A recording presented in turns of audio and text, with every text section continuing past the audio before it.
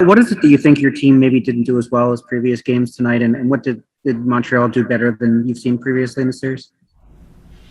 Well, before I get going here, I just want to give our heartfelt condolences to the Kivlenix family. It's an awful tragedy for anybody, family to go through that, but somebody in the NHL family, as close as we all are, as the two teams even battling out there. Anyway, from all the Lightning, and our condolences. What could we have done different? Probably not hit as many posts as we hit. No puck's been going in for us, and tonight they didn't. Did I think we generated enough chances to score? I did.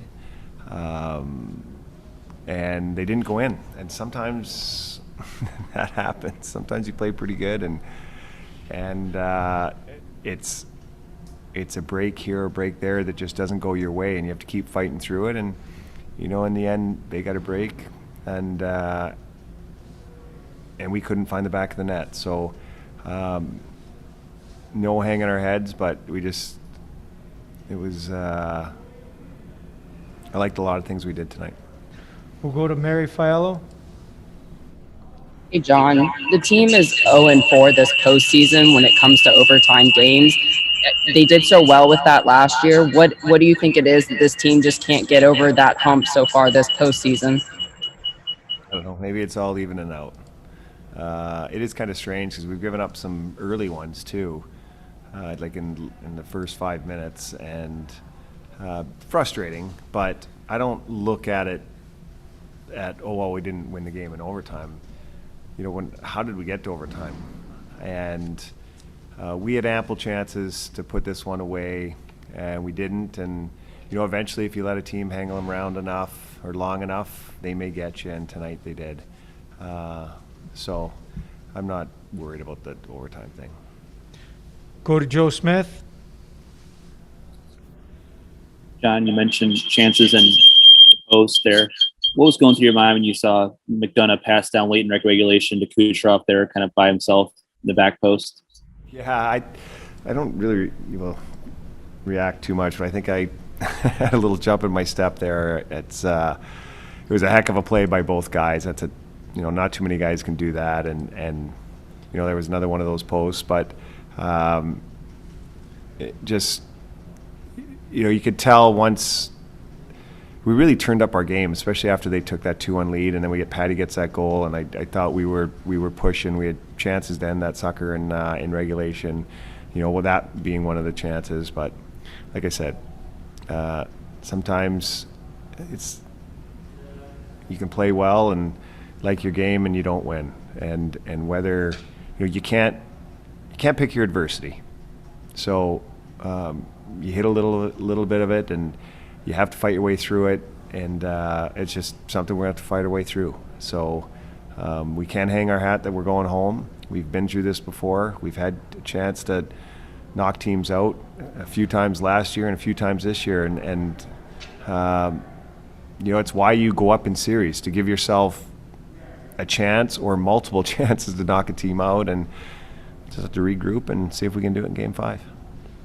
Go to Eric Endelson. And you've had a couple of opportunities in these playoffs with late third period power plays that have carried over into overtime. Is there a different kind of pressure when it's a playoff situation, when that can end a game, or a couple of times end a series? I don't know. I just don't think it's weird, but I can't speak for other teams, but I've watched it happen. Power plays that are split up in between periods, you just kind of lose your flow of the game, and you got to start back up again. The face-off doesn't start in your own zone.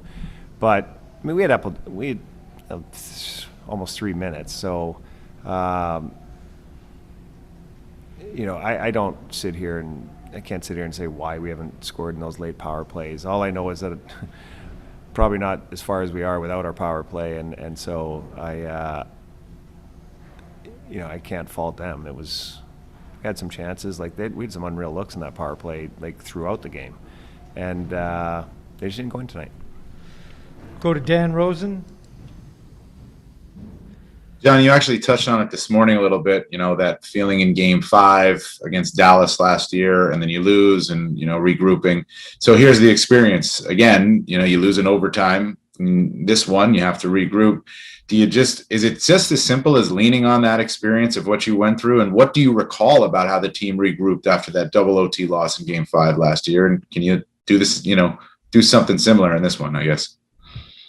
Well, you just can't take experience and throw it on the ice and sit here and say you're going to win. You have to, you have to work for it. And in those games, for instance, we went in Game 6 in Dallas. Like, we played a precision game. It was outstanding from start to finish.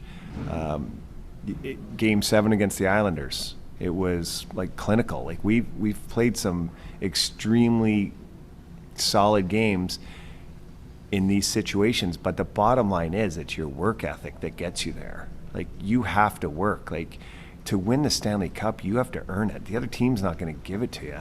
So I'd been extremely disappointed if Montreal laid down tonight. They're a proud team, proud franchise, and they came out trying to win a hockey game, and so did we. But with every game, you just got to work that much harder, and that's what it comes down to.